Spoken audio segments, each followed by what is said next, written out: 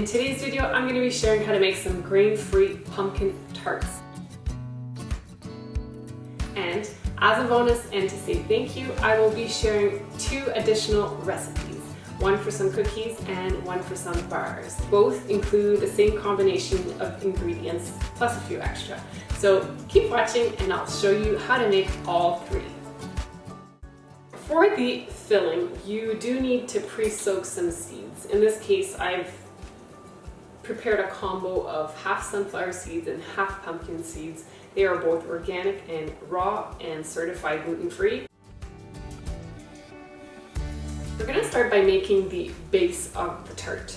And it's pretty simple as it only has a few ingredients. And while it's baking, then we can make the filling for the tarts. For the base, we're going to be using tiger nut flour. We're going to be milling or grounding up some sunflower seeds and pumpkin seeds into a flour that we're going to incorporate into the rest. Coconut sugar, some softened coconut oil, some flaxseed meal, which is over here. We're going to be adding some water and some sea salt, and that's pretty much it. Tiger nut flour tends to be sometimes a little bit clumpy. I would recommend just sifting it. This, in this case, is exactly 3/4 of a cup, so I'm just going to sift it just because I do not want little chunks of tiger nut flour in the base of the crust. I mean, when you're making a tart, if you have a little bit extra of a certain ingredient, it's not going to make too much of a difference, but it's best to try to keep the exact measurements. I'm going to show you how to mill these seeds. The recipe calls for 3/4 of a cup of the ground either pumpkin or sunflower seeds or both, a combo of both. So what you want is approximately half a cup of seeds to yield about 3/4 of a cup of the seed flour. If you have extra flour once your seeds are meal, it's okay, don't worry, because we can use it in the other recipes as well. The main recipe is the tart itself, but we're kind of going to be making the base part 3 times in order to make the cookies later on and also the bars. So you're going to need triple the amount if you want to make all 3 recipes. The reason I'm doing bonus recipes is when you do the tart filling, depending on if you do 4 larger tarts or many small tarts or even 1 larger tart, you might not use all the filling. So in the bar recipe, for example, I add 1/4 of a cup of the leftover filling for that recipe. If you don't have any filling left, don't worry, because you can actually use 1/4 of a cup of just the pumpkin puree. This is, like I said, half a cup of seeds in total, and then we're going to mill it and to ground them up into a fine flour, and then we're going to add it to this here. So I'm basically using a small blender, high-speed blender, just to mill the seeds, and it works really well. If you don't have a small blender, you can use a larger Vitamix dry container, or you can also use a spice or coffee grinder, as long as it's clean, of course, and it works equally well.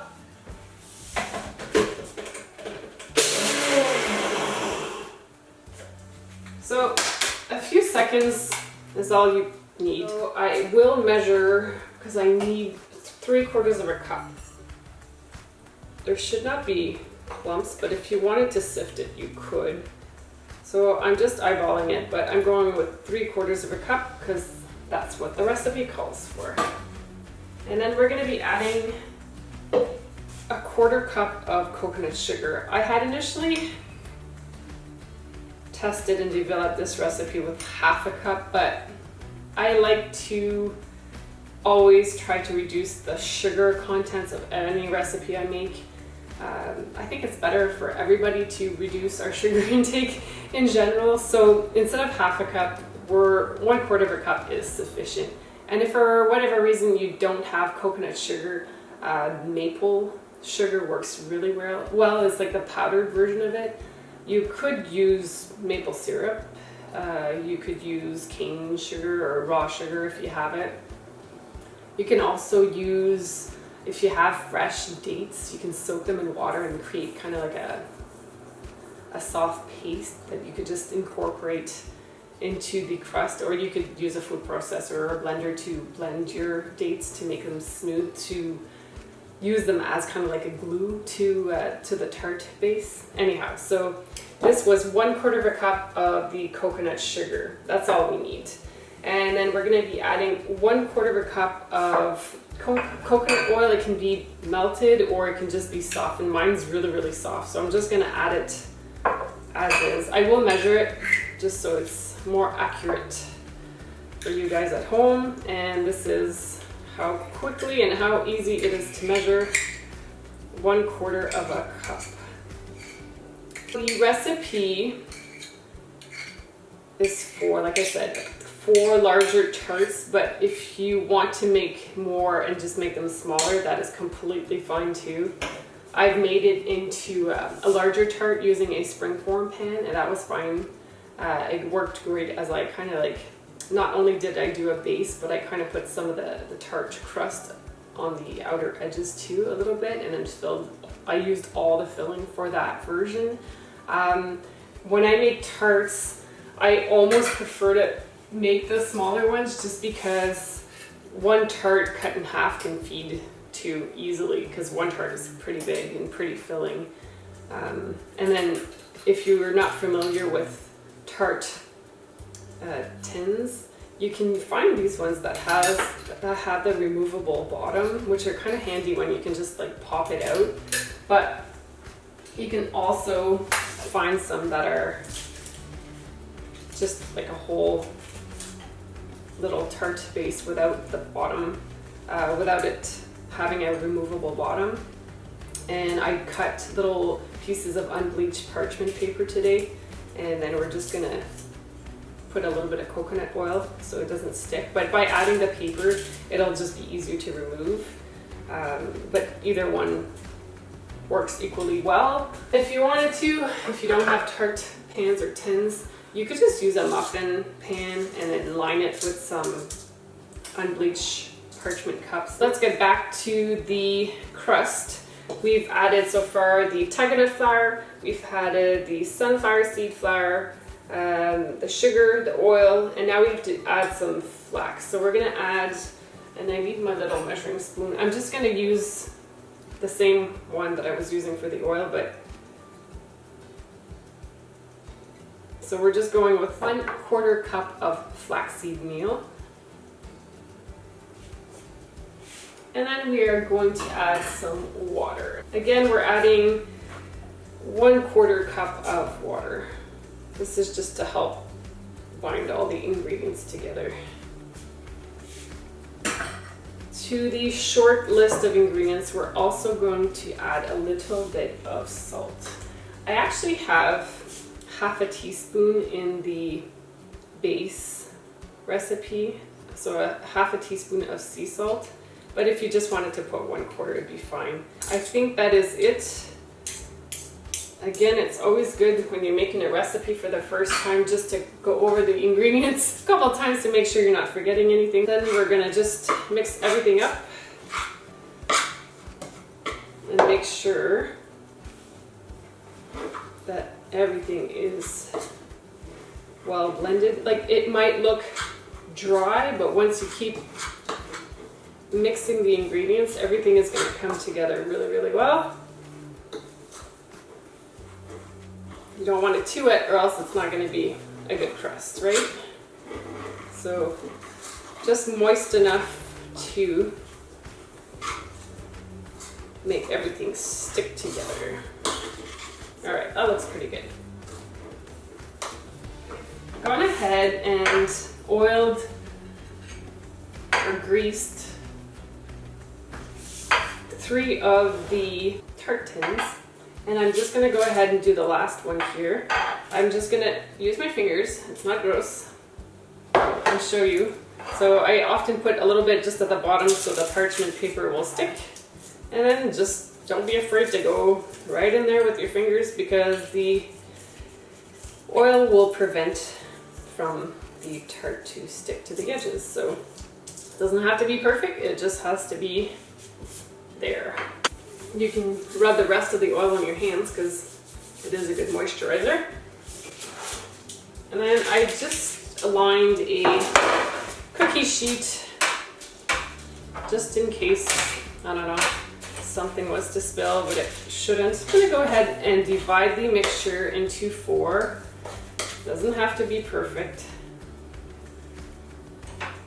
This recipe is pretty, I'm not gonna lie, brown. Everything seems to be the same tones of brown, so I don't know. If you have any tips on what you would do to add color to this dessert, let me know in the comments. I would love to get your opinion. It is a wonderful dessert if you are a person that obviously can't eat gluten, can't eat nuts, can't eat eggs or dairy.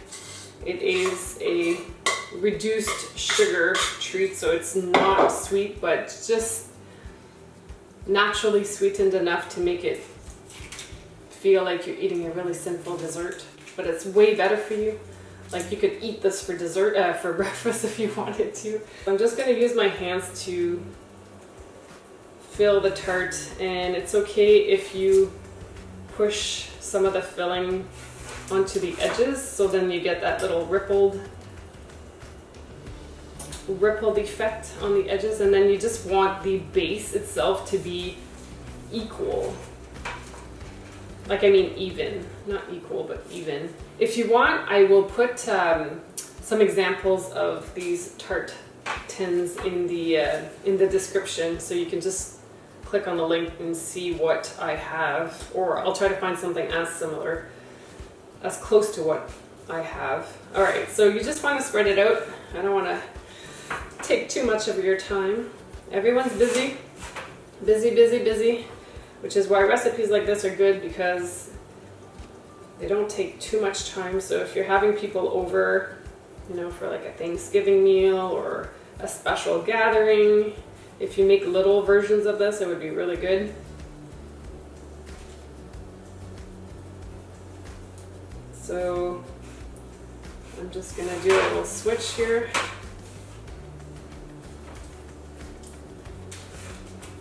And I'm sure you could probably make a few more tarts if you divided the mixture amongst maybe 6 tarts, but you know what? It's nice to have a good sized tart and base crust and then the filling. You don't want it to be too thin, because then it might fall apart. I've already turned on my oven. It's preheating at 350 degrees. Not too hot. We don't want to burn them, but we want to pre-bake them before we put the filling. For the base, we are going to bake it for 15 minutes, and then while they're baking, I will start by showing you how to make the filling, the pumpkin filling. So let's put this in the oven. I'm going to go ahead and strain and rinse out the seeds.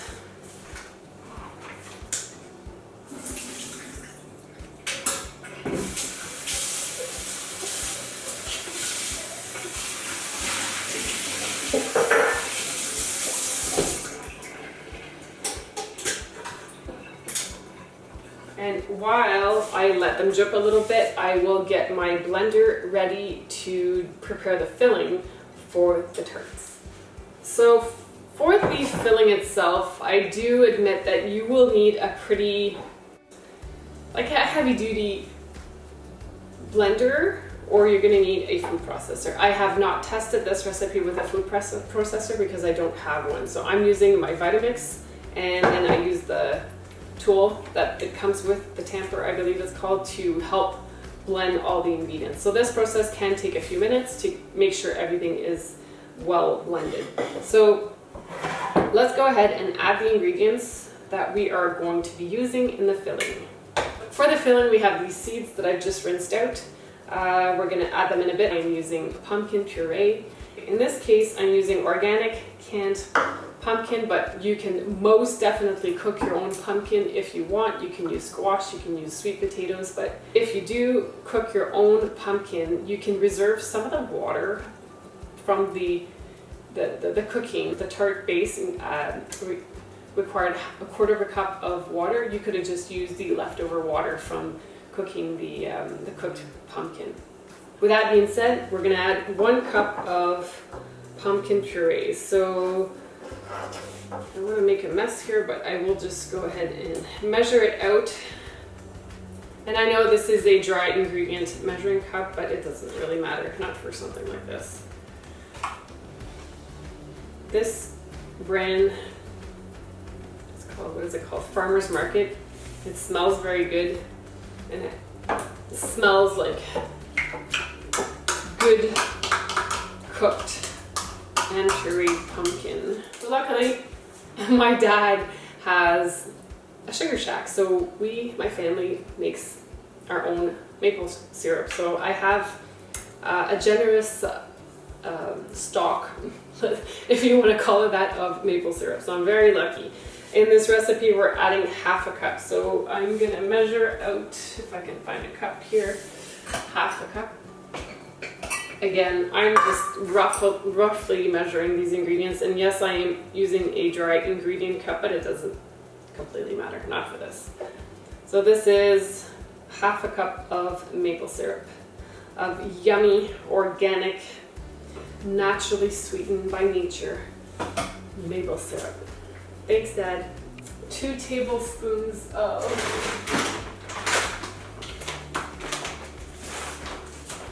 we're adding arrowroot starch to thicken the mixture. I've actually tested this recipe by cooking the filling first, but it's not necessary. It does create kind of a richer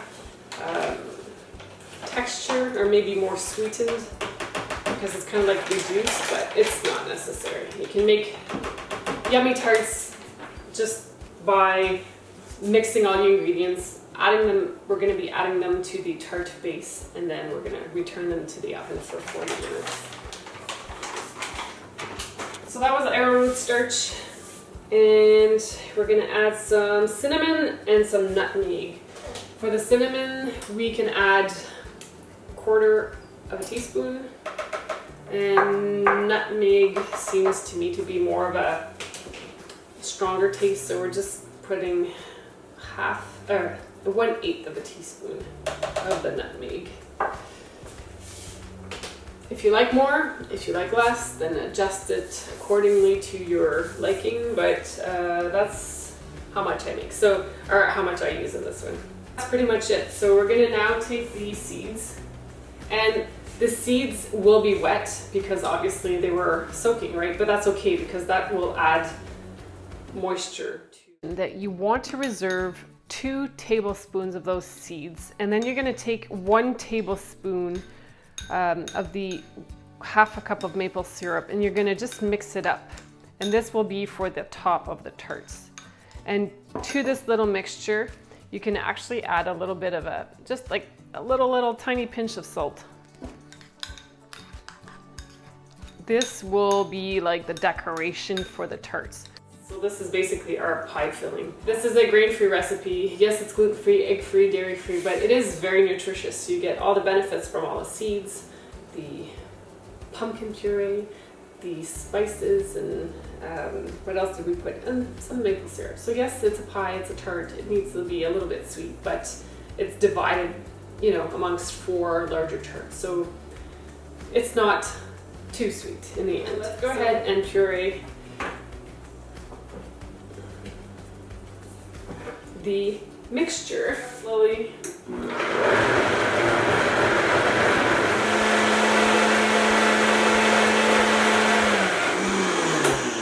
I have to admit, I'm not a pumpkin pie lover, sorry, but I do like this tart because it has the added seeds and the maple syrup, and the tart base itself is very interesting. So all in all, everything all combined together, it's a great treat.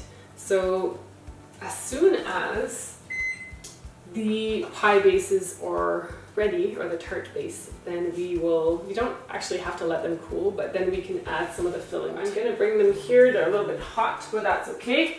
So earlier I was mentioning that these tarts are pretty brown. The base is brown, the filling's brown, and then the seeds are pretty beigey and brown and green. So Again, if you have any ideas or suggestions on how you could add some color to this, let me know.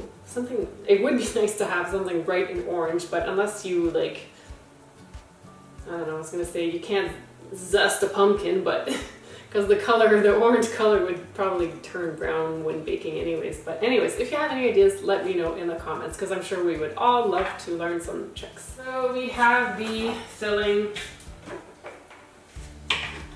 and it is nice and smooth.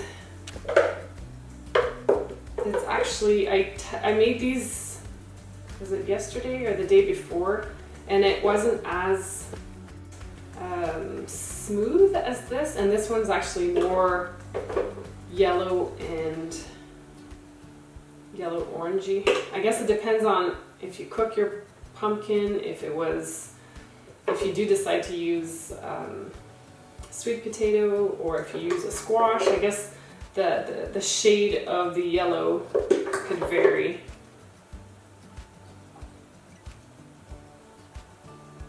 You can put as much as you want or as little as you want. It depends on how you like your tarts.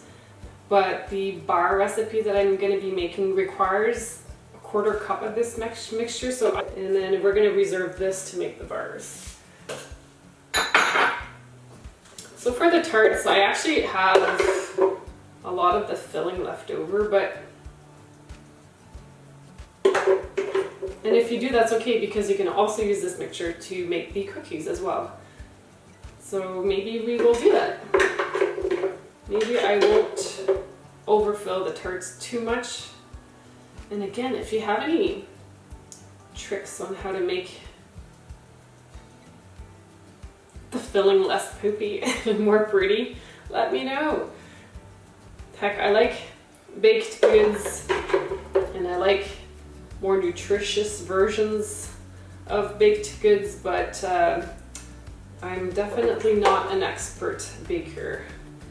I'm good at modifying recipes, but I'm just your average baker that is very passionate about using better for you ingredients. All right, that looks good. I might use the rest of this for the cookies anyways. And then that's kind of pretty much it, other than adding the seed mixture that has a little bit of maple syrup and a little bit of salt. You can put them however you want, but if you can spread them out maybe on one side or on the edge or whatever you think. You can put it right in the middle. It can go wherever you want. It just adds a little bit of a je ne sais quoi finish, right? Because again, it is pretty brown and natural looking, but once you taste it, it doesn't matter what it looks like. It's really good. Here we go. Our little tarts. Our grain-free tarts. Grain-free base, grain-free filling. And then we're gonna put this in the oven for 40 minutes.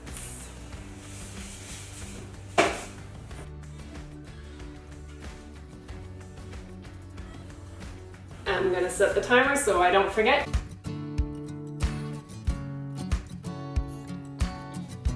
I just wanted to show you that if you do use a tart pan that has no removable bottom, but if you lined it with a unbleached parchment sheet, let me see there, it should come out fairly easily. And then you could just either remove or tell your guests to remove the little thin sheet underneath. So I wonder if I should take a bite. I can't wait. Where's my fork? So for the pie, you can enjoy it when it's still warm. That's not a problem. So it does have the consistency of a pumpkin pie. It's definitely not bright orange. It is more of a yellowish color to the texture, but considering what we put in the ingredients, it makes sense that it would be this color, right? But I want to see if the crust has a bit of a crisp to it, because that's kind of how I like it. So if it's fresh, You have the perfect texture to the crust, a little bit crispy, and the filling is perfect. And then with the addition of the few seeds on top, then you have a little bit of crunch and a little bit of sweetness and saltiness and texture from the seeds. So this is really good.